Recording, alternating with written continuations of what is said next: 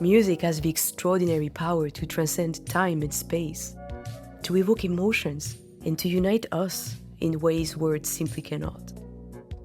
It's a universal language that speaks directly to our hearts and souls. Just think about it.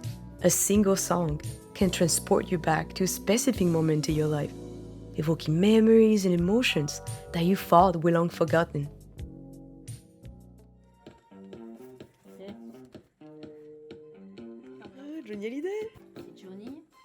Growing up, music was always a big part of our family. Our home resonated with jazz, pop, rock, French variety, soul, and a lot of 80s funk. I remember like it was yesterday. Funk cassettes everywhere, the TV playing funky music videos, and a bunch of CDs piling up, each one a funky gem. Those memories are vivid, and to this day, those beats keep me moving, 20 years later. I'm Mel, a young music lover from France, forever connected to the beats of 80s funk. But this documentary isn't about me. After moving to California, I was amazed to discover that many artists from my favorite songs were still shining, performing, touring, and sharing their stories. It was like reconnecting with old friends who had never really left. This film is my way of saying thanks to those bands. They shaped not only my love for funk music, but also the lives of countless others. Funk didn't fade, it evolved, and these incredible bands are still at the forefront, carrying the legacy forward. For an entire year, I traveled across 2 continents and through 9 cities, immersing myself in the world of funk, connecting with artists, communities, and old-school fans. So, let's get into the groove of funk together. We'll celebrate the musicians who have made us dance and sing for years. Welcome to the world of 80s funk. Let's do it!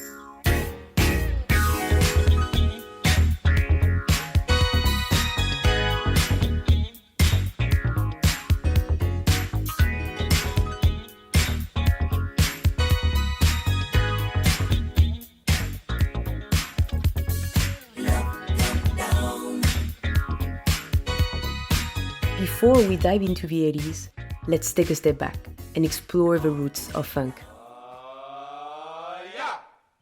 Originating in the 1960s from African American communities, funk ignited a musical movement that stood for freedom and deep emotion. Essentially, funk is all about rhythm and groove, capturing a rebellious and liberating spirit.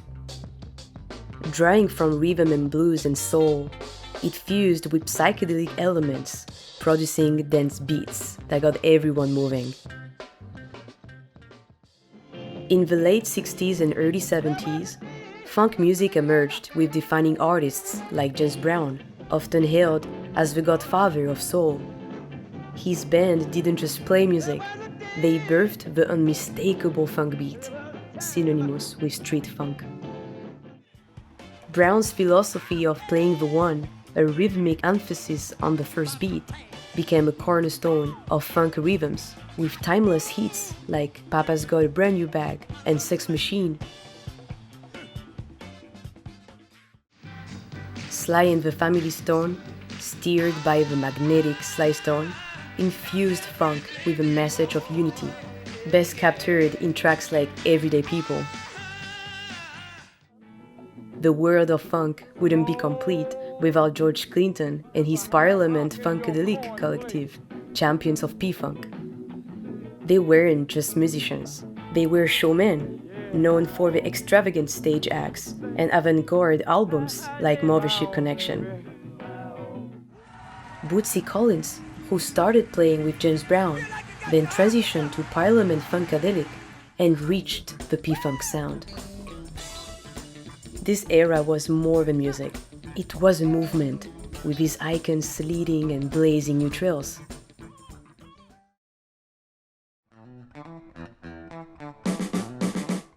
The 70s were a golden time for funk, marked by countless funky hits, infectious bass lines, and rhythms that defined an era. Funk bands such as Earth, Wind & Fire, the Isley Brothers, Ohio Players, and Kool The Gang continued to push the genre's boundaries. And of course, there's Curtis Mayfield. His socially conscious lyrics and unique guitar sound also influenced funk's evolution. But the influence of funk didn't stop there.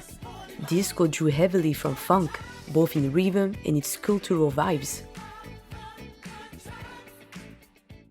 Transitioning into the 80s, funk started experimenting, leading to subgenres like electro-funk and boogie.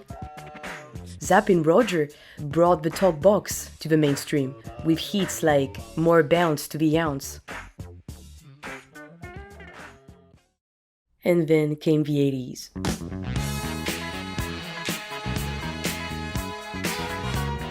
Everything shifted. The sounds, the vibes, the tech, but funk? It morphed, taking in the new tech and blending with the tastes of a fresh generation. This decade saw a mix of funk, R&B, electronic vibes, and that post-disco feel that got everyone hooked. Influential artists play a pivotal role in transitioning funk into the 80s. Rick James skillfully blended funk with rock and synthesized sounds. Chaka Khan, formerly of the funk group Rufus, was celebrated for her hits like Ain't Nobody. Prince seamlessly combined funk with pop and rock, producing iconic tunes such as Kiss. Michael Jackson also significantly shaped the era, infusing funk into the 80s mainstream with his album Off the Wall and tracks like Don't Stop Till You Get Enough. While the dance floors remained packed, the sonic landscape had evolved. Rap music frequently sampled funk tracks from the 1970s, underscoring funk's pivotal role in the foundation of hip-hop culture.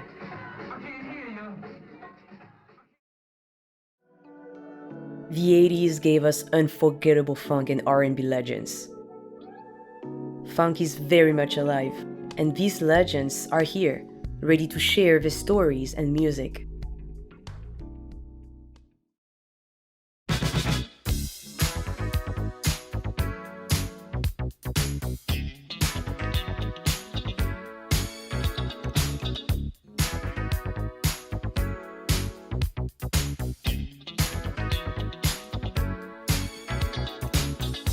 Welcome to the city of dreams, Los Angeles, where the sun kisses the Pacific and music fills the air. I've been fortunate to call this place home for 3 years, and this city truly pulsates with music. In the 1980s, funk found its rhythm in the City of Angels. Numerous iconic artists, from Rick James, who spent a significant portion of his life in LA, to the renowned R&B and funk singer Tina Murray, shows Los Angeles as the creative sanctuary.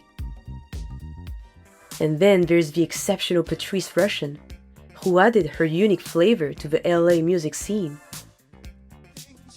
Not to mention the Brothers Johnson, born right in the city.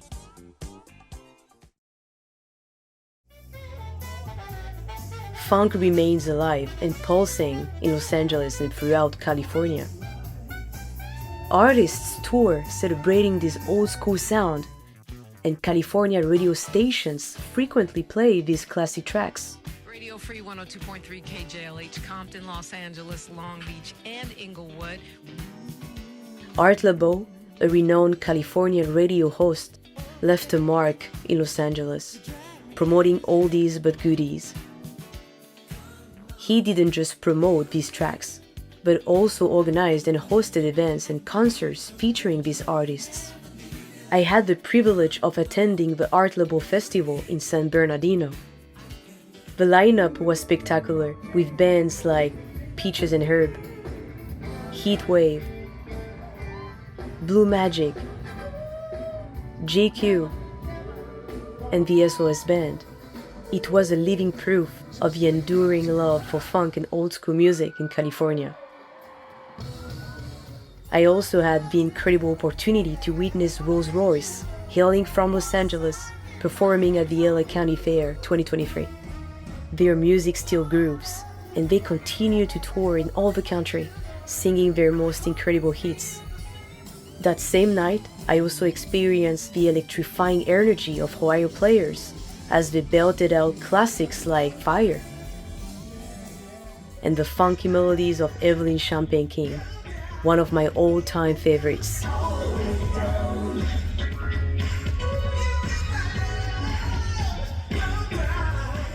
But there's one event that stands out in the LA music calendar: the Taste of Soul Festival.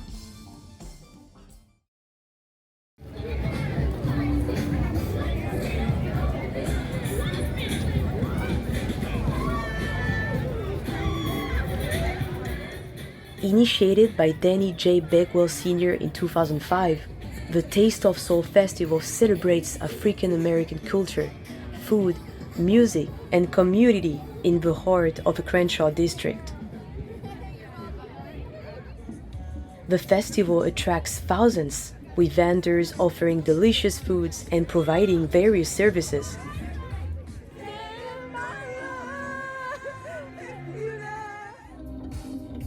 As you walk the boulevard, the beats of old school jams from DJs set the mood for a festive celebration. Thanks to many sponsors, organizations, and Californian media, the event lights up the boulevard with stages that come alive. I've seen fans there, lost in the music, dancing, and truly enjoying the moment. Lakeside Band, one of the headline acts, truly rocked the stage. With Mark Adam Wood Jr. on vocals, they revisited their most iconic music, including hits like Fantastic Voyage. And then there was Midnight Star. Their performance was heartwarming. Despite the shifts over the years, the core members remained the same, underscoring their enduring impact. To me, the Taste of Soul Festival isn't just an event. It's a profound experience that brings the community together through the power of music.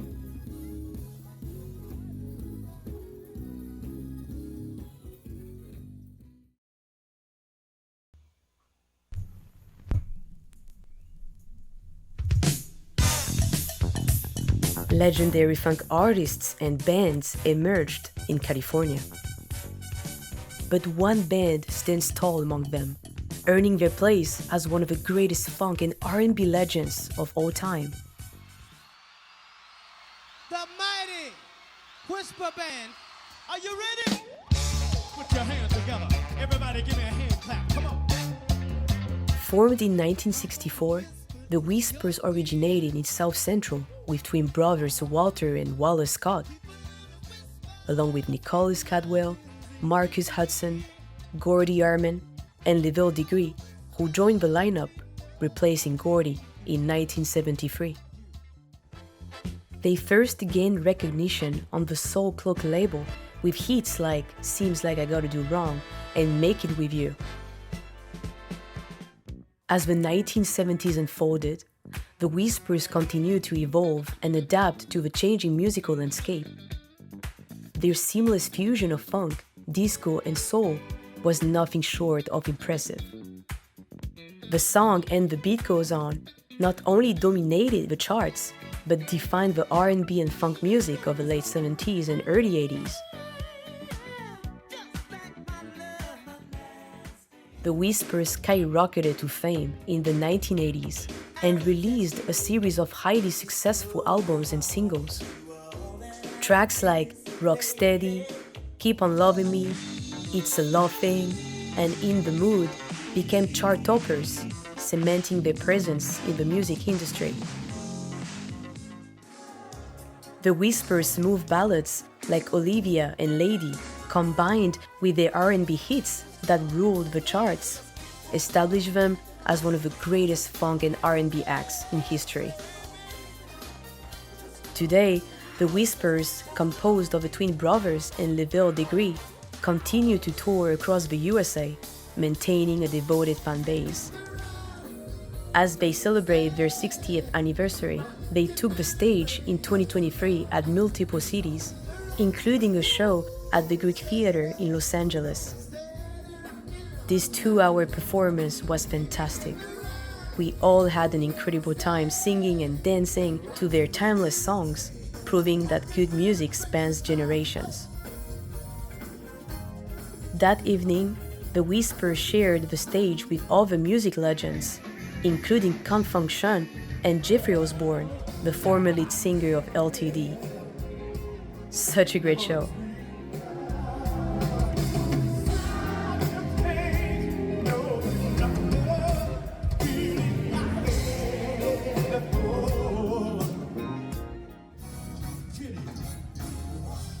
The Whispers, with their string of hits, were synonymous with the Solar Records, a rebranded version of the famous Soul Train Records.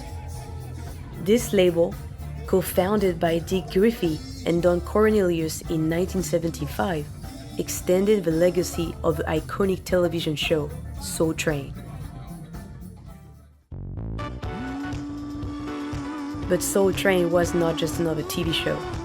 It was a pulsating celebration of African American music, dance, and culture. This show catapulted artists like Jackson 5, Run DMC, Luther Vandross, and Aretha Franklin into the limelight. By 1977, Dick Griffey reimagined Soul Train Records as Solar Records, a transformation that elevated the Whispers and paved the way for another musical sensation. Let's have a huge hand for a wonderful band, Shalamar!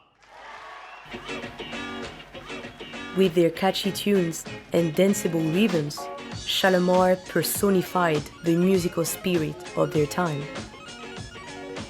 Founded with Jeffrey Daniel, Jody Watley, and Gary Manford, the band achieved its distinctive sound when Howard Hewitt stepped in for Manford, set out to create disco magic. Their evolving lineup and unmatched energy positioned Shalamar to become legends in the R&B and funk scene. And while Watley later pursued a successful solo journey, Shalamar continued its legacy with Howard, Jeffrey, and the talented Caroline Griffey, carrying forward the Griffey legacy. As I craft this documentary, Shalamar is preparing for a special tour celebrating the 40th anniversary of their iconic Friends album. But here's the twist. Their major performances are scheduled for the UK. UK? Here I come. Get ready, get ready, get ready, get ready. Tonight, tonight, tonight. Gonna make this a night to remember. Get ready, get ready, get ready, get ready. Tonight, tonight, tonight. Gonna make this a night to remember.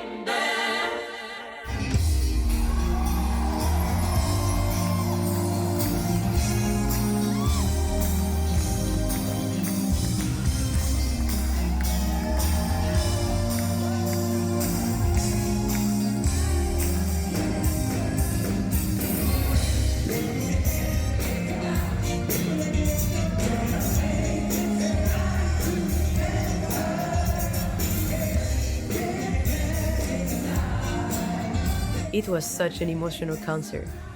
The band was so nostalgic, celebrating their biggest album. Everybody was singing and dancing along. They played at the end their top hit with Jackie Graham joining them on stage. Truly, it was a night to remember. But I couldn't believe my eyes. The evening began with Phil Fearon, an icon in the British music scene. As the frontman of Galaxy, he was behind some of my all-time favorites, such as Dancing Tide and What Did I Do? He didn't just rise to international fame, he played a pivotal role in one of the UK's most defining musical genres, Brit Funk. Brit Funk, when America's funky beats met the vibrant spirit of the UK streets. This dynamic fusion, rooted in American groove but infused with British soul, found its footing in the late 70s and reached its peak in the early 80s. Beyond its irresistible dance beats and catchy grooves, Brit Funk stood out with its unique blend of jazz, reggae, and electronic vibes. He didn't just shape the British music scene, it left an undeniable impression on the global music canvas. High Tension stands tall among the pioneers of this movement. Originating from northwest London and initially known as Hot Wax, this ensemble featured talents like Phil Fearon and the Phillips brothers, Lloyd and Paul. Upon rebranding as High Tension and expanding their lineup, they signed with Island Records. The 80s saw the band part ways, and David Joseph emerged as a standout solo artist with unforgettable tracks like You Can't Hide Your Love From Me. That track, it's etched in my all-time favorites. Yet, the Brit Funk scene was enriched by many. Level 42, Heatwave, Lynx, Atmosphere, Shock Attack, and many more.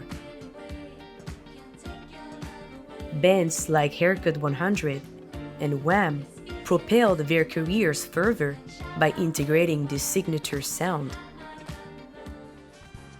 Now, the legacy lives on.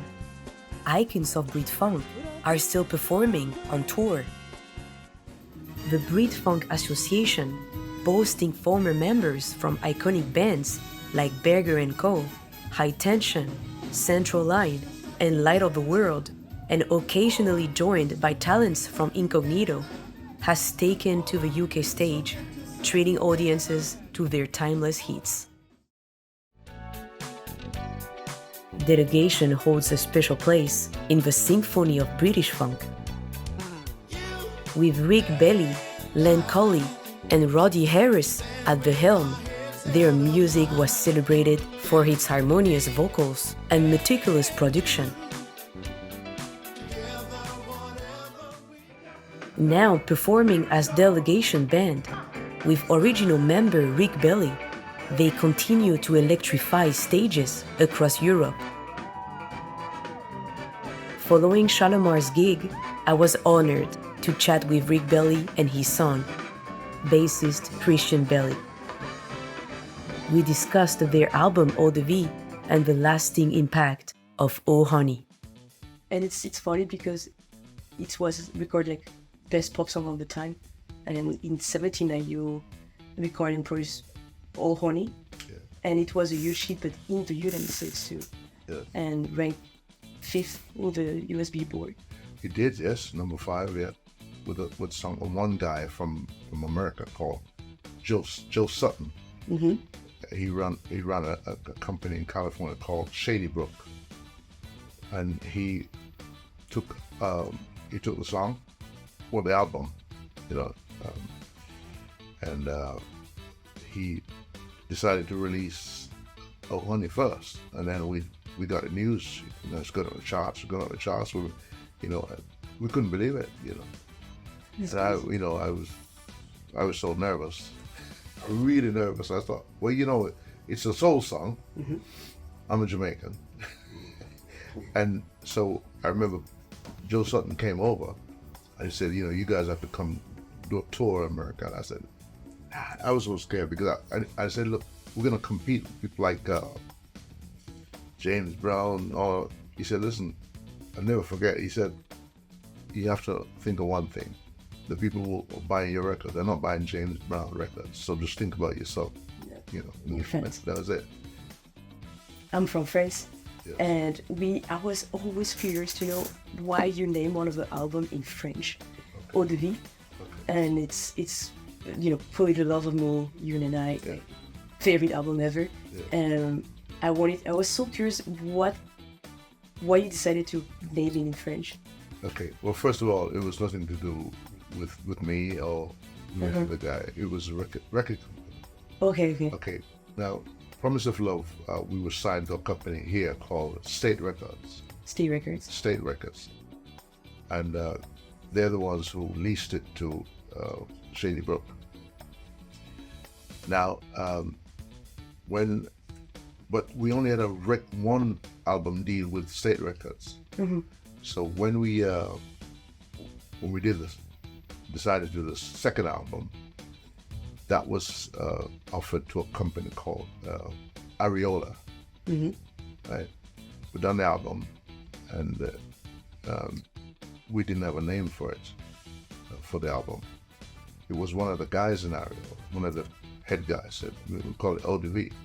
So you don't argue with them, you know. So I didn't even know what it meant. And I afterwards, I was told it meant water of life or something. Yeah, it's water life, but it can either mean just water or it's a very strong alcohol. So. Yes, hence that bottle. Yeah. So I'm like, hey, good song It's a horrible start. drink. Oh, it's pretty hard to drink. No, I try him. I'm gonna try again. Delegation got a lot of great fans, you know, very loyal, you know. Yeah. And at this stage, just recently actually, just the love that they're sending our way, you know, is really motivating, you know.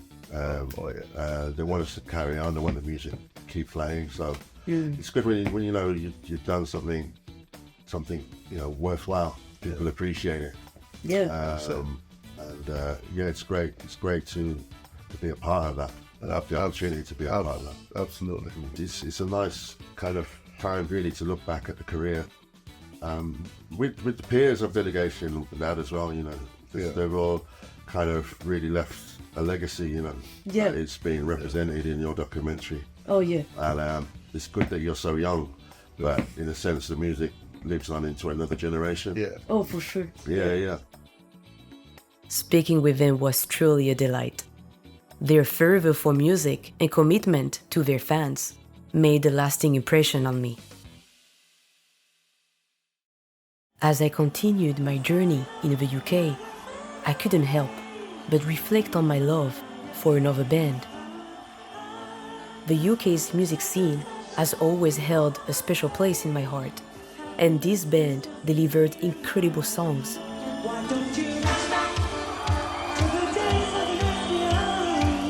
Imagination songs have been the soundtrack to my life.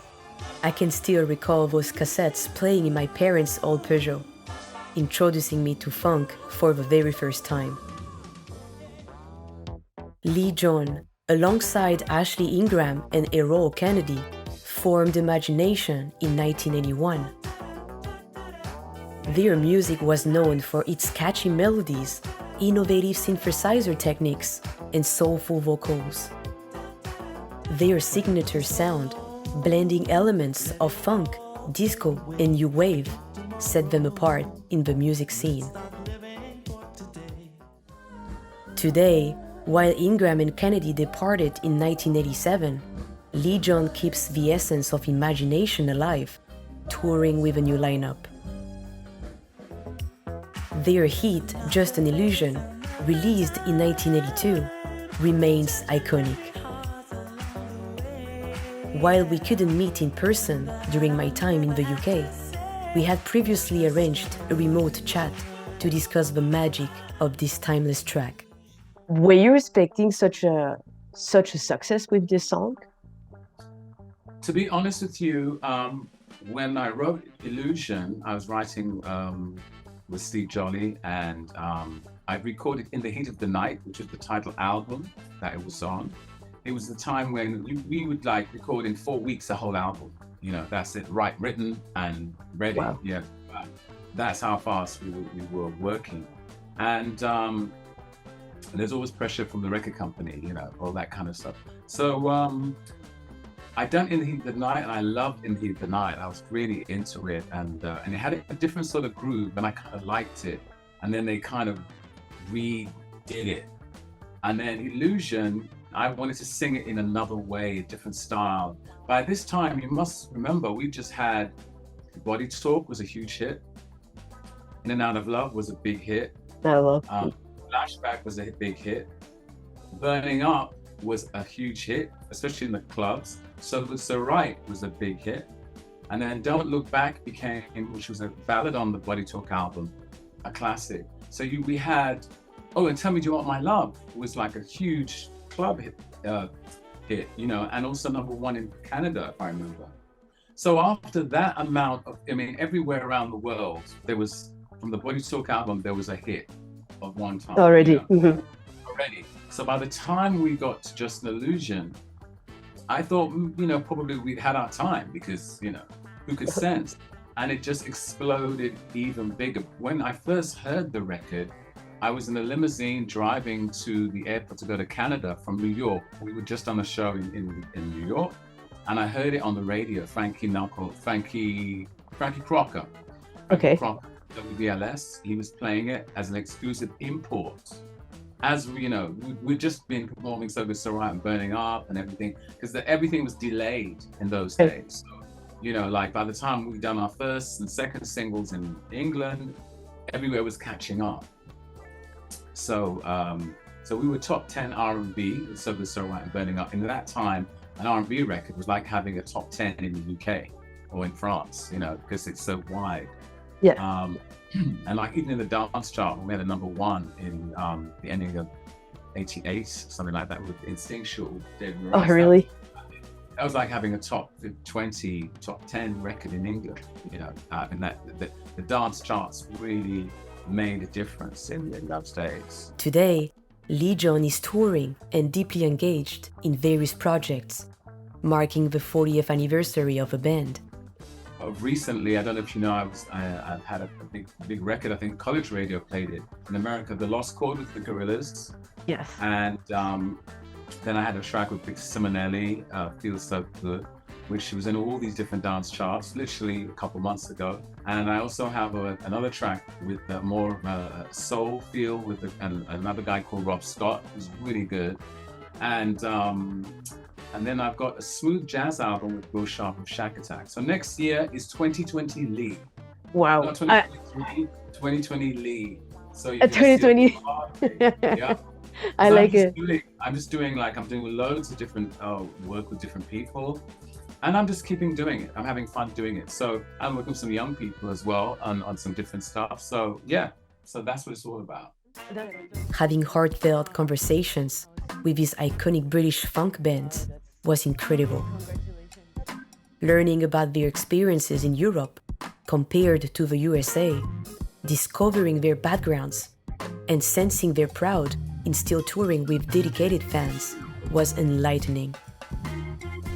Now, it is time for me to continue my journey in the US, exploring more of the bands I deeply admire.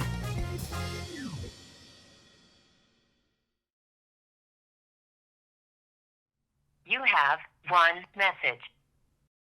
Hi, good morning, Melissa. I know I'm calling very early. Hope you're doing well. Happy New Year's to you as well. This is D-Train calling you back. I would love to hear more about your project. You can contact me. Again, this is D-Train. Take care, my dear, and I hope you're having a good day. Thank you.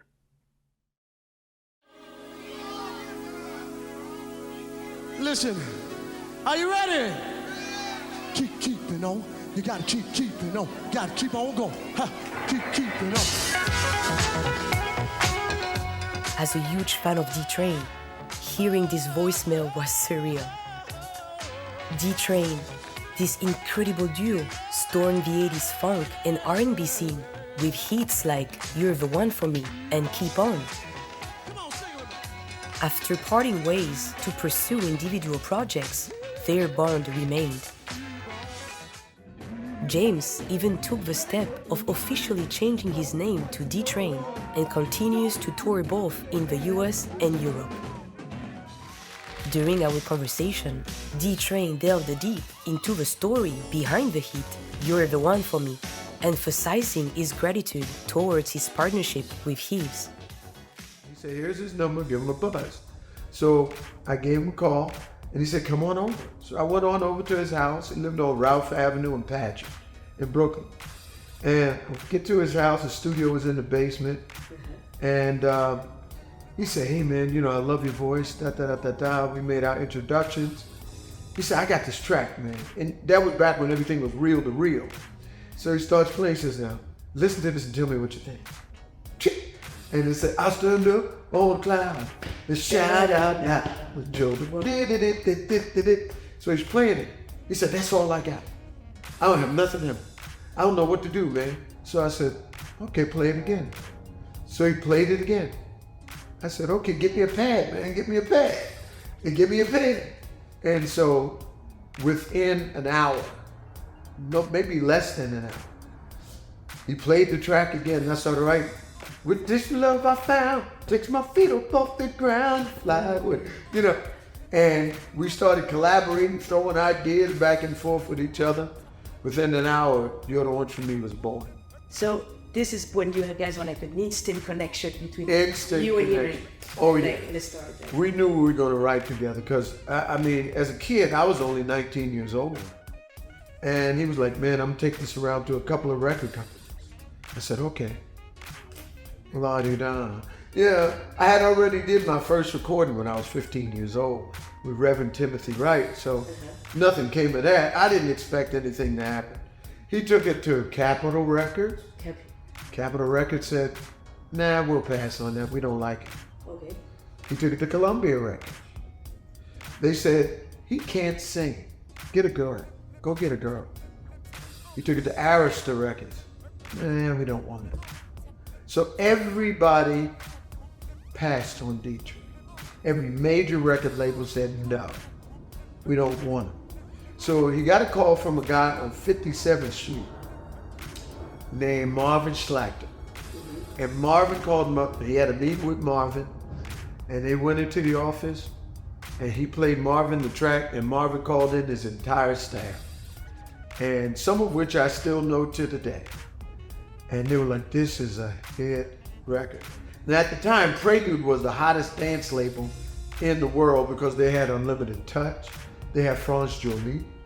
They had so many other, the Strikers, the Nick Striker Band, Jocelyn Brown, everybody. Yeah, she had somebody else's guy. So you go in there and you're like, oh, and I'm just a fly on the wall. I'm 19, and they signed us. So we had to do a record deal. And we did the record. The next song we wrote after You're the One For Me was Skyyport. There were so many successful songs for like in less than 3 years, like Keep On, Walk On By, Keep Giving Me Love. I just wanted to ask you, like, how did you guys work together for 3 years and found inspiration after You Were One For Me? Well, you know what? It was natural. It was like, he was like my big brother, you know, because I was 20 years old, he was 33. He left the band in 1988. Yeah. And he was like, he was writing songs with Luther Vandross at that time. Yes. So he became a songwriter, and he's like, I'm going off on my songwriting career, but I've already given you a platform to sing on. And he was right. He always told me, he said, I'm going to give you a pulpit to preach in, and then I'm going to leave you there. And he gave me the pulpit. You're the one for me, keep on, walk on by, something's on your mind. I had my pulpit preaching, and what I didn't know was that I could preach in that pulpit for the next 40 years. But we've been blessed to cement our name in music history. I'm grateful for him being in my life. I'm grateful for Will Downey putting us together. I feel like that's Talking with D-Train was an amazing experience. His passion for music is infectious, and we could have easily talked for hours. First single coming in June is Walls Falling Down. And remember, sky's the limit. Gotta keep on. As we know, D-Train hails from Brooklyn, New York City, where the two of them met and began performing together. Cities like New York and Philadelphia on the East Coast have been hubs for funk music and its offshoots, like jazz funk. From the pulsating streets of Brooklyn, where iconic bands emerged, to legendary spots like Studio 54 and Paradise Garage, this region birthed a distinct funk flavor. I wanted to dive deeper into the bands that added their distinctive groove to the world of funk.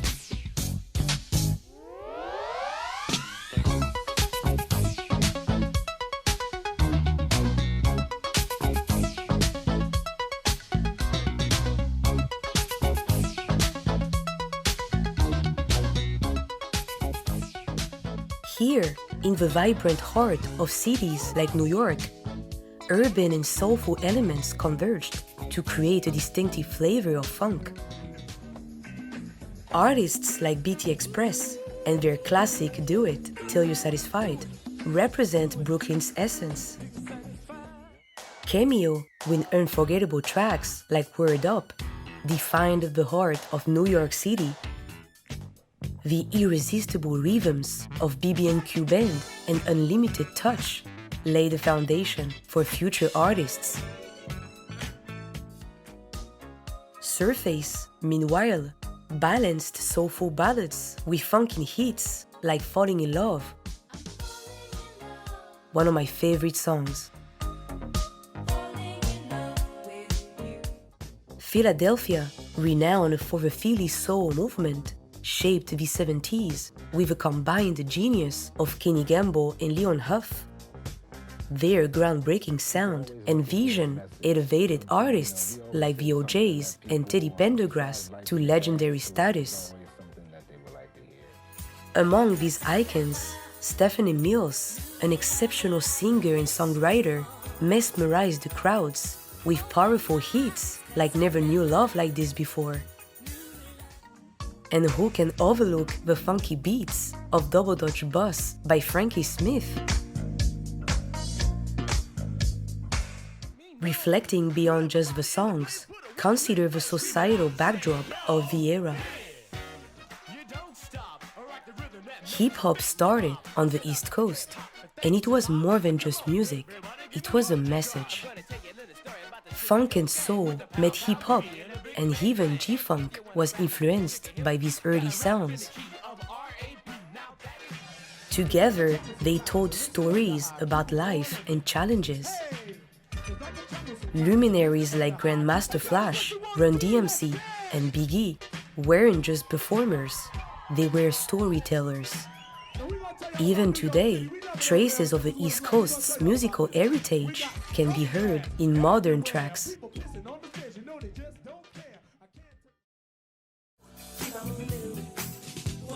Hailing from Brooklyn, Skyy added their own distinctive touch to East Coast funk. The trio of talented sisters, Denise, Dolores, and Bonnie Williams, formed the band's core, setting them apart. Founded in the late 1970s, Skyy ascended to fame during the disco and funk era, leaving an indelible mark on music. Their music continues to resonate with fans, and the sisters made a comeback as the Ladies of Skyy in 1996. They have been delighting audiences on national and international stages. One of the standout moments in Skyy's career was the release of their Skyline album, showcasing their musical prowess and creativity. To delve deeper into their story, I had the privilege of discussing with the band how they crafted and recorded their songs in the 80s studio sessions. Classic. Yeah. Oh, man. That's amazing. I would also do, like talking about R&Bs and, the era of 80s, Skyline was just a perfect success and still today an amazing success.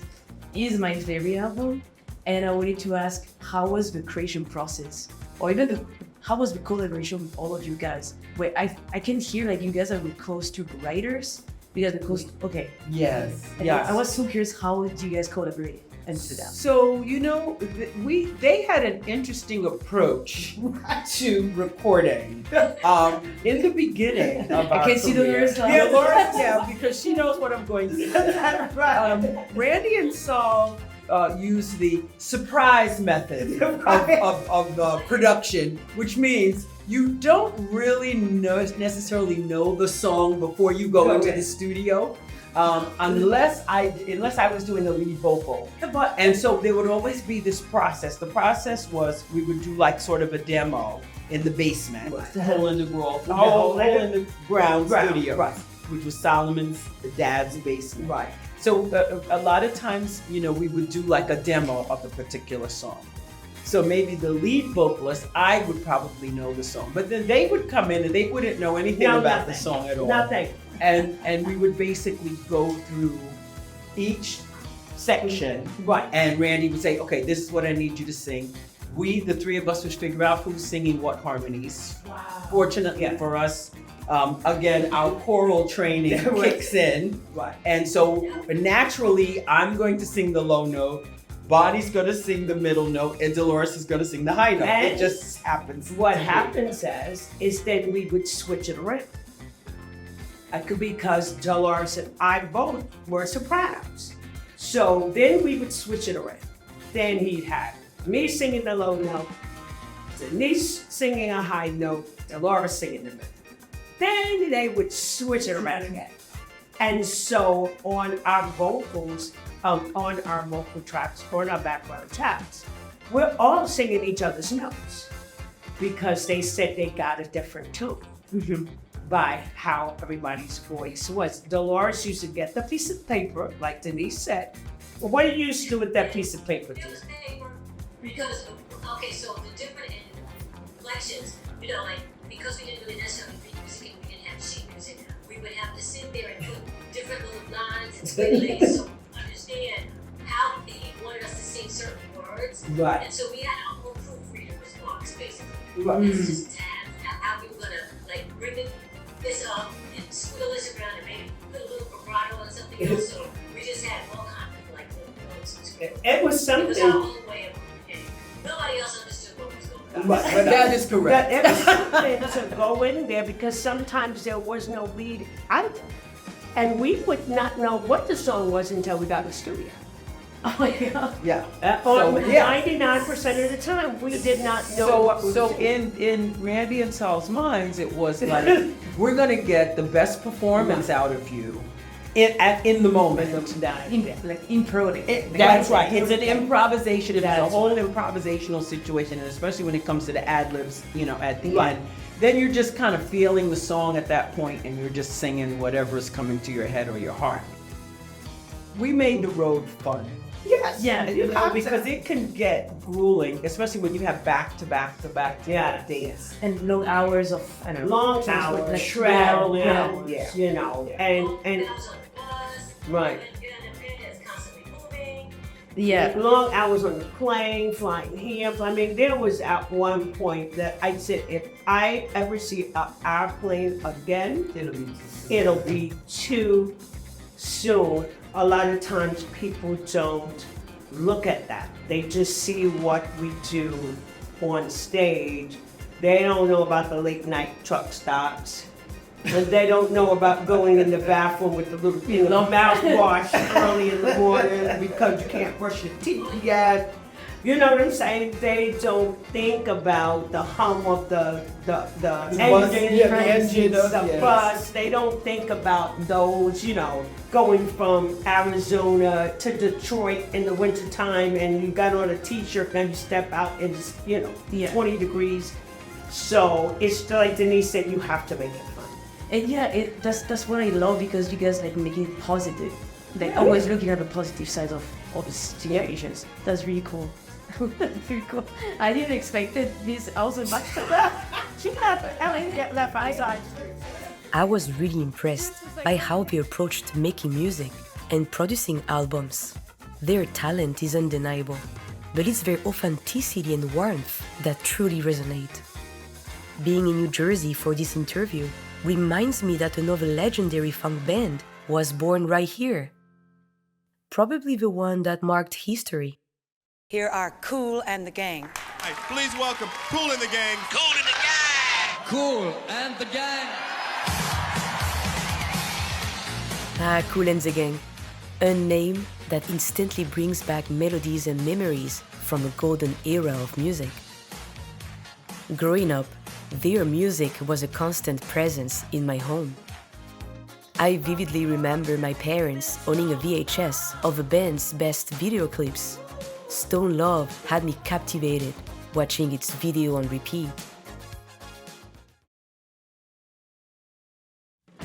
Originating in 1964 with the visionary Bell Brothers, the band transformed through various identities, such as the Jazziacs, the New Dimensions, and Kool and the Flames.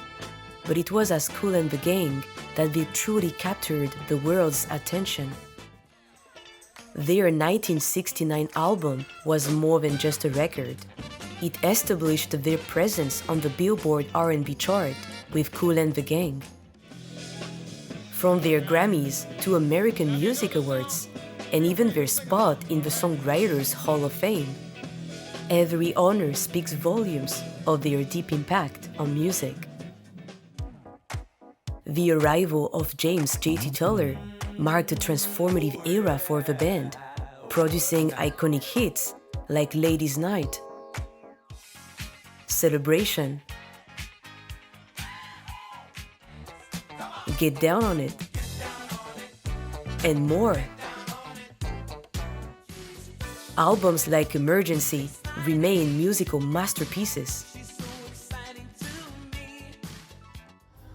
The band still rocks venues from the US to Europe and beyond. Watching them in Las Vegas was unforgettable, especially their performance of Celebration.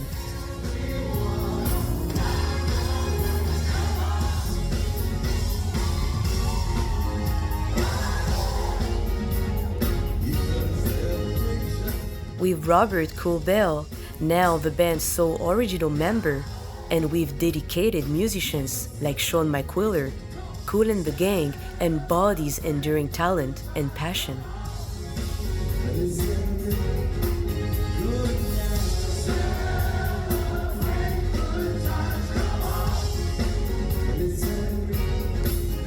This year, Kool and the Gang's Wild and Peaceful album is marking its 50th anniversary. In 2024, they'll mark their 60th anniversary with a 15-concert North American tour.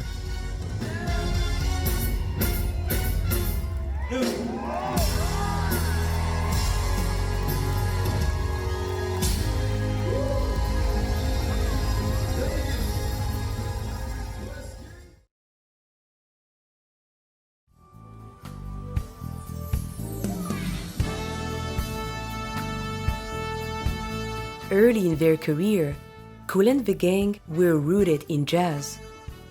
By the late 1960s, they pivoted to funk and R&B, gaining global recognition.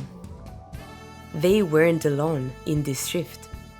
Jazz greats like Miles Davis, Herbie Hancock, and George Benson also embraced funk, exemplified by Benson's hit, Give Me the Night. In this era, the Fatback Band made their debut with strong jazz influences. From the heart of New York, they crafted a distinct mix of jazz, funk, and R&B, producing hits like Yum Yum Gimme Some and I Found Loving. To understand the Fatback Band's evolution, I spoke directly with his founder and drummer, Bill Curtis. How I got into the funk section, R&B music, is that I got married, and I had to figure out a way to make money, and the jazz side was not paying enough money, so I had to switch music. You know, the jazz, I couldn't hold the family together playing jazz, but I could get more work if I was an R&B drummer. So I switched over to R&B drummer, and then I started recording and doing and playing the R&B music, and I worked regularly. I was able to, you know, to make a living that way. And I felt like I got tired playing. I was playing with a local band there, and I felt like they was they wasn't keeping up with the time of music, you know. And I kept hearing Motown music, and the music was changing, and I felt like the band should, the guys that playing jazz could move over into that Motown type sound and make more money. That's how I got into all that. But did you like this new beat, this new way of playing music? I enjoyed it. Yeah, I enjoyed it because I didn't see that much difference. Okay. I didn't see that much difference. You know, it's all basically the music. Drummer is basically the same thing. You know, only different. Playing with jazz, you had more freedom. It's true. Yeah, you have more freedom to express yourself. That's good. Yeah. You have more freedom to do that, but with the funk, you have to kind of stay in that pocket, you know. Yes. Just lay there, yeah. Mm-hmm. But what I brought that kind of style because I started playing more free within the R&B. That's how that funk come about. Yes. When I started the Fatback Band, the first thing I told, this is how the style came about. I told the bass player to play like a drummer. No way. Yeah, I want you to play the fill-in. I'm not gonna play the. I want you to play the fill-in, and that's how our style came back. If you listen to our early Fatback, you'll hear that the bass player is playing when there's a hole, the bass player will play in the fill. He would play in that, and I would just sit there and say against him. That's wonderful. Do you have? It's in the early 70s, right? In the early. Yeah. If you ever get the time to go back and study the progress of the band, the Fatback Band, from their first album, each album changed. We did not stay in one genre. You know how a band play in one genre. We played different types of music in our band, in the band. Like one of the songs you wouldn't think, we played music that you didn't think we would play. That's what we record music like that. And that's why you guys are known for, because looking back at each albums, all of them are totally different. I have more, I have more for sure a preference for the 80s albums, but you can see that each album is always different. And that's the power of a band, and that's awesome. We have music that people just discovering. Yeah. And they may be saying, is that back? They just discovered the music and played it, and we played some of the stuff they just discovered. We played in the 70s. That's awesome.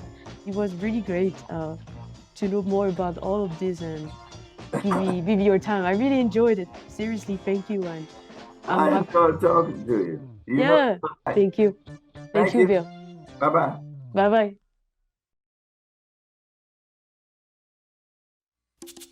As we draw our exploration of funk to a close, I'm taken back to the rhythms and harmonies that have shaped this year for me.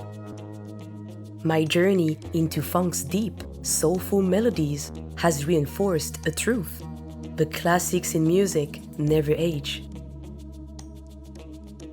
Today's events celebrating funk and R&B prove that this genre resonates across generations. I had the chance to step into North Carolina's Legends of Soul event, where I felt the essence of timeless music, carried forward by artists like Loose Hands, Glenn Jones, Alexander O'Neal, and Cherrelle. Their onstage chemistry illuminated their enduring connection.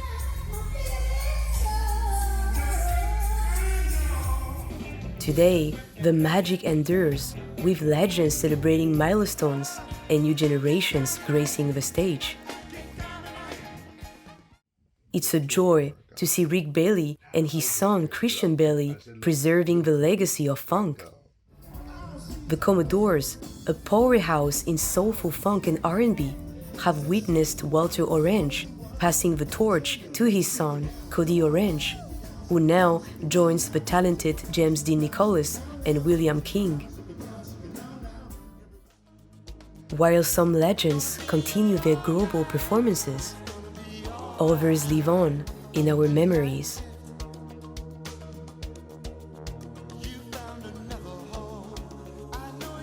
They were not just artists, but guiding stars, molding emotions and defining eras. They will always be missed and hold a special place in our hearts.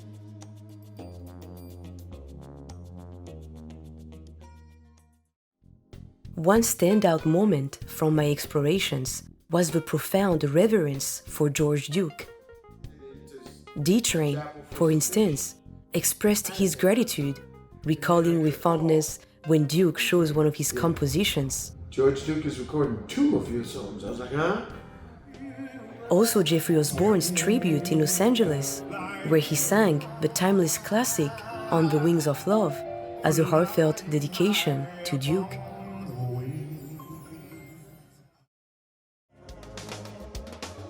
One sentiment resonated throughout this adventure: music brings people together.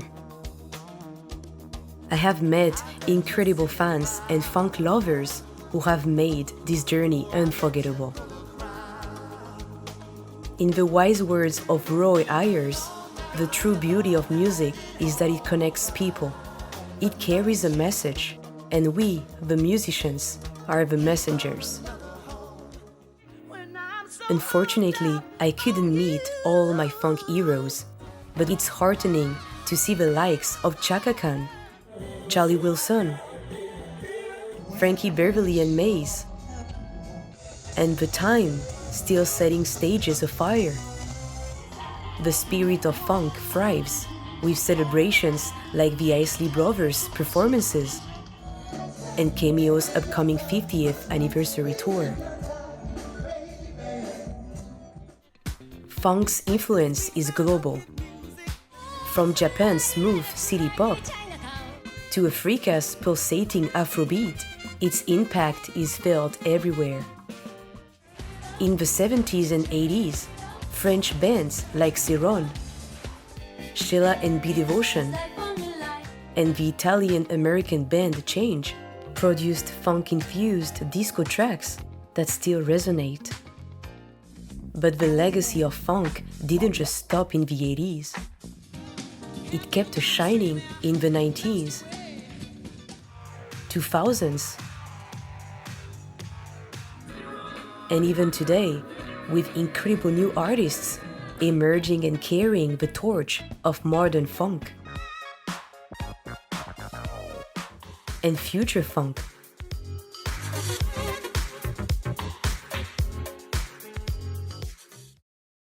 Thank you for joining me on this musical odyssey. I hope you've enjoyed this ride as much as I did. Let's keep the groove going and remember, funk is forever. Is there a party over there? Hey Phoenix, where's the party, y'all? Where's the party, y'all? Put your hands together. Make it feel alright. Yeah, yeah, yeah. Oh, yeah. Girl, you're running now.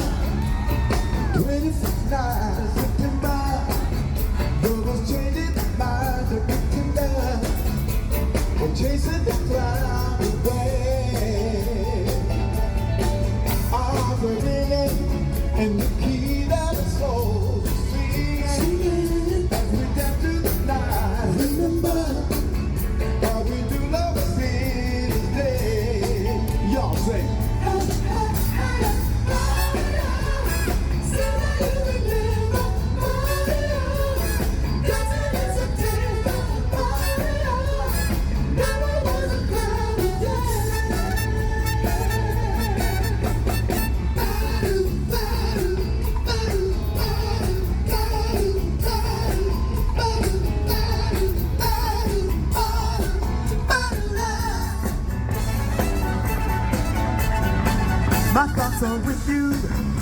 holding hands with your heart to see you. Only for talking love, remember how we knew love was here to stay. Now December, now the love was shared in September. Only blue talking love, remember, yeah, yeah. True love was shared today.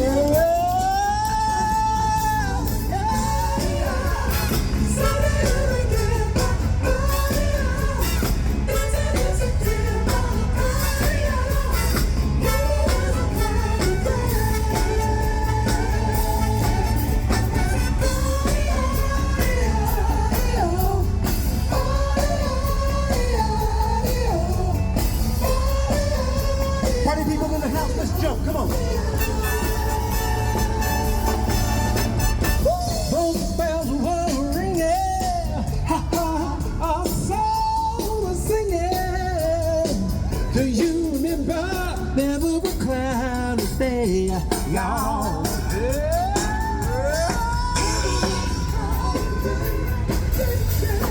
How you doing out there? Let me hear you say yeah.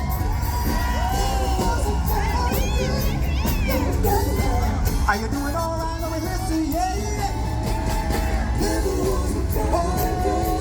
Oh, you bring joy into my life, and I'm so glad that we're together. Party people in the house, now scream!